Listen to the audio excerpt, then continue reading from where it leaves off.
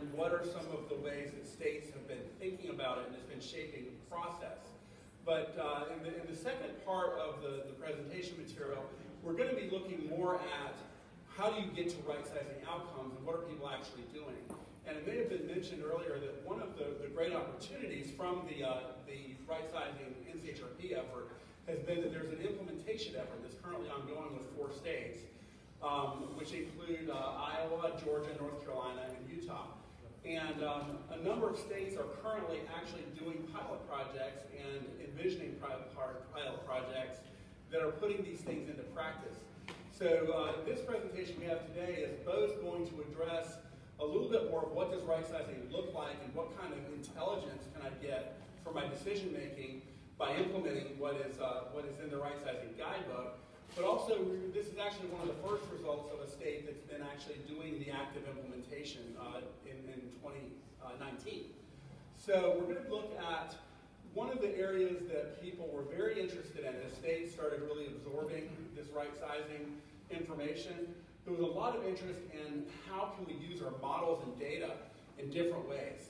And a lot of the modeling and economics people really jumped on this and came up with some really interesting ways to apply the recipes in the guidebook to understand more about the transportation system. So I'm going to give an example right now from the Georgia implementation. This is a brand new piece of information. Actually, Chandler is here, who actually did a lot of the technical part of this work. When Georgia DOT took the right-sizing guidebook, they had a workshop on it, but it was interesting. After the workshop, the Georgia DOT staff went back to their offices and they went around and started talking to their colleagues about this and saying, hey, you heard this thing called right-sizing, and there's these different ways we make decisions. And they ended up kind of saying, well, before we say how we're going to implement this on a statewide basis, we'd like to take a piece of our transportation system and say, what can we learn about it? So they grabbed a little piece that in Savannah, Georgia. I don't know if anybody's been there. It's a beautiful, beautiful place. But they basically took a piece of their transportation network and they took a piece of the information they have about it. And they said, okay, well, let's try this thing out. Let's go ahead and apply some of the right-sizing techniques using the models that we already have. And you might remember, I think David and Naomi both talked about trip length analysis, where they started looking at, okay, well, by looking at as simple a characteristic as trip length, can we learn something about how well our infrastructure is aligned to what we need it to do? And we found that when we look at commuting trips here in the Savannah region, you find that there are some places that have very short trip lengths and some have much longer trip lengths. Now, what's interesting about this is that trip lengths are a normal part of model validation. They're used, people who do models and who do the validation process know them quite well. However, many DOT people are used to just seeing traffic volumes forecasted out at the link level. But when you look at trip length, you start to see things like, okay, well, can you cut thresholds for trip lengths short enough that you can identify areas that can be better served by local road systems versus state road systems, or where you could have transit, where you could make a better case for complete streets. So you can start to see where you have, and this is a very simple travel characteristic. Of course, there are a lot of other travel characteristics available. And then that looks at it for all purposes. And then if you look at the truck trips, where do you have more of your local delivery trucks, and then where do you have more of your long distance truck trips coming in and out of that region? But what's also interesting, and this is where it starts to diverge from what some modelers see, but maybe don't always have not until now had the framework with which to express with the rest of the agency. You can also look at trip lengths at the link level, because you can use models in a somewhat different way and say, well, what segments on my network are carrying long trips versus short trips, and how does that line up with what I would expect given the functional classification? Do I have highway segments where I'm carrying a larger percentage of the trips on that segment for local traffic than I want? Does that point me to places where I might be able to enter into a partnership to look at other types of local facility or lower classified facilities? So what we have here is just a mapping of where are the short trips, where are the medium trips, where are the long trips within the region. Now, if you were doing a long-range plan, or if you were trying to basically right-size this transportation system, you could go in there and you could look and see by functional system where you are actually have facilities doing what you intended that they would do, and where are they doing other kinds of things that you might very well want to reach out and talk about making some changes. I'm not going to get into one of the really important things when you apply modeling and data this way for right sizing is to think about thresholds. Because you really want to think about, if you're going to apply right sizing like this, you really want to think about, okay, well, what do I consider a short, medium, and long trip? And what is an acceptable percentage for my state system, for my freeway system, and my other systems? And it becomes another lens by which I look at things. So I'm not just looking at deficiencies. I'm looking at, okay, well, should I as a state DOT be paying for certain types of facilities? Where should I be engaging with other entities? And maybe even are there other modes that I can involve? And again, these are all diagnostics. They're not intended to tell you what to do. But here you can see, just in this Savannah example, you can easily pinpoint where you have a significantly higher percentage of the short trips, the medium trips, and the high trips, where you're seeing a lot more than you would expect of those. And what you hope is that they do line up with the intention and the purpose that the agency has when it's invested in these facilities. Now, another thing that we look at a lot of times when we, in the economics world, when we run economic models, we're very accustomed to looking at the user cost. I mean, anybody who's ever done a grant application is used to looking at user cost. Well, one of the things that we try to look at here is, okay, it's great that we can create improvements that lower user costs. Okay, that's a good thing, creates a benefit. But can we diagnose our system? Can we come up through the lens of right sizing with a way of looking at our transportation system to see where are we imposing user costs that we maybe don't have to impose? And so this is where we start looking at, in the case of, they're applying their model, say they have the congested and the uncongested travel time. Again, these are very common characteristics that modelers, when they build models, look at all the time. It's often used just to arrive at a traffic forecast. But when you start really looking at the user cost, and here you take the VMT and the speed, that also gets you vehicle hours. You can apply regular FHWA standards to tell you what that's worth. And you start monetizing VMT, VHT, congestion, you geocode safety data onto that.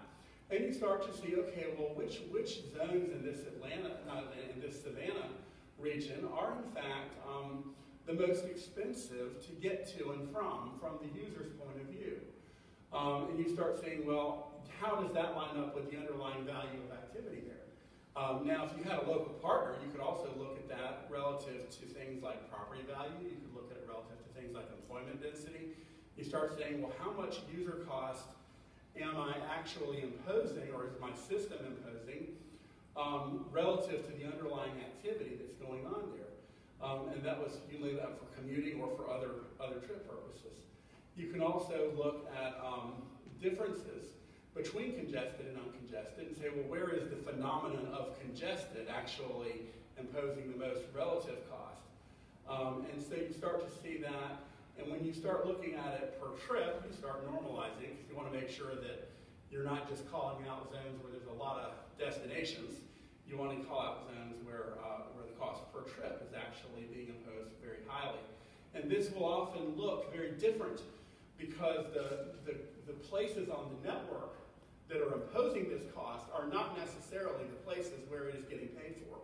And this makes a very strong case. If you're ever dealing in a regional planning context and you want to talk to people in community A over here why they should be paying into a regional transportation program that connects them to community B, you can start making these relationships easier to understand when you look at where costs get paid for instead of just doing those regular red, yellow, green maps that show where on the network they accrue.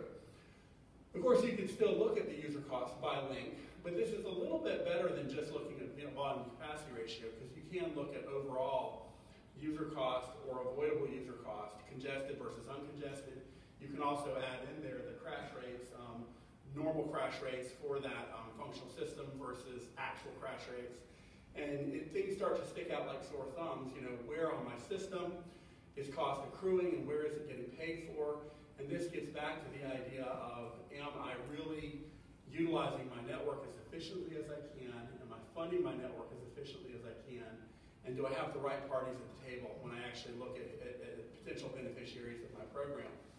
Now, another thing, and this really joins together a lot of the things that David was talking about with some of the things that modelers often think about. preservation cost per lane mile. We talk a lot, and when we do cost-benefit analysis, it's not uncommon that we talk about user cost. What is it? How much cost are we letting the private sector pick up for our deficiencies? But of course, it's always traded against what does it cost us as a public sector to take care of the facility, to provide access to that place. And so here, this table basically looks in a very simple way. If any of y'all remember HERS ST, HERS used to have tables like this that said for each functional system and volume group, how much user cost per lane mile does the agency expect just to service that, to keep that part of the network going. And of course, travel models today can quite easily tell you for a zone where everybody's coming from and which routes, which parts of the network they're using. And so we start getting the idea of preservation costs to the state per zone. What does it cost to the state of Georgia to get people to these different places per trip? Now, it becomes very interesting if you look at this from the standpoint, all right, well, where are the users having to spend the most, and where is the state spending the most? Are we serving some areas here that, again, if you look at the underlying economic activity in those places, are there strategic activities or sensitive things in these places that make it worth it? Why we would spend more per trip to get to some places than others? Maybe there are. But looking at the system in this way becomes a very new angle on transportation planning and decision making. Now you can also, of course, look at that by link. And I know that in the sunset of the HERS ST program, there were actually several states. I remember New Mexico had a really great example, and so did Colorado, where they did map their preservation costs by link. And of course, if you normalize that by trip, you have yet another way of looking at it. Now, this is one that gets even more interesting because then you start saying, all right, well, you start thinking about ways that you can look at your system, and a different sort of economic relationship starts to emerge, where you start thinking about, all right, well, I guess I've got facilities where the state is spending a lot, and where the users are also spending a lot, and where there's a lot of high-value activity. Well, I guess that's just important, right? But if I got places where the users are, we're pushing a lot of cost out to the economy, and where it is not costing us very much. So then you might say, well, maybe should the state spend more if we're imposing a lot on areas where we're not spending a lot? And then, of course, you have some of those nice areas that are that don't cost a lot, and that to the users or to the state. And so you start getting a different idea about how your transportation investment is playing out, both for the state and for the users.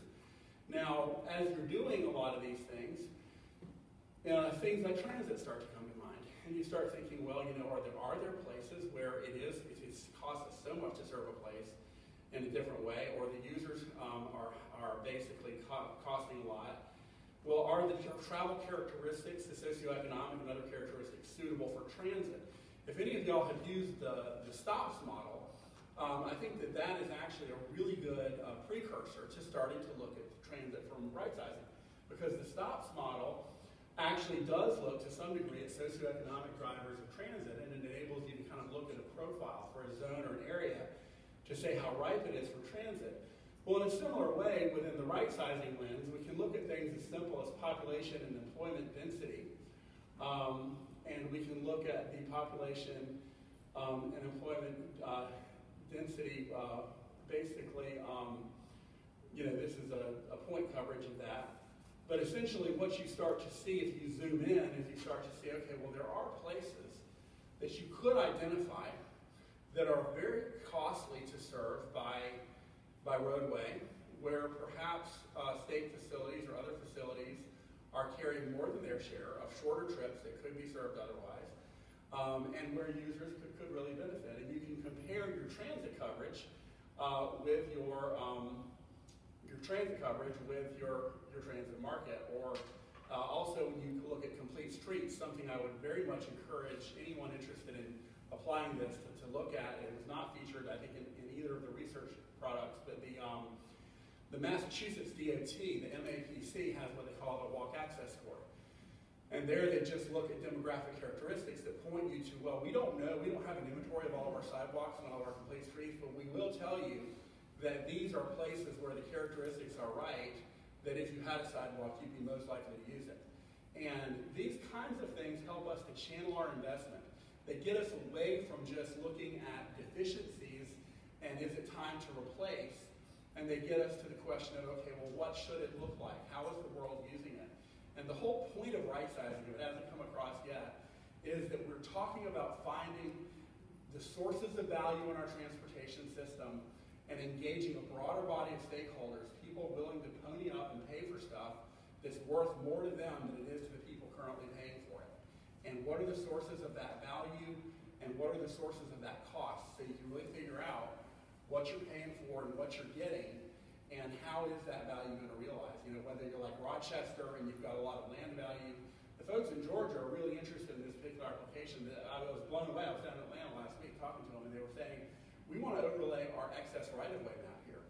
You know, we really would like to see, you know, where do we actually own land, where there's an opportunity to do something that we haven't seen before. And that's going to be all part of the implementation process, at least in that state and probably some of the other states.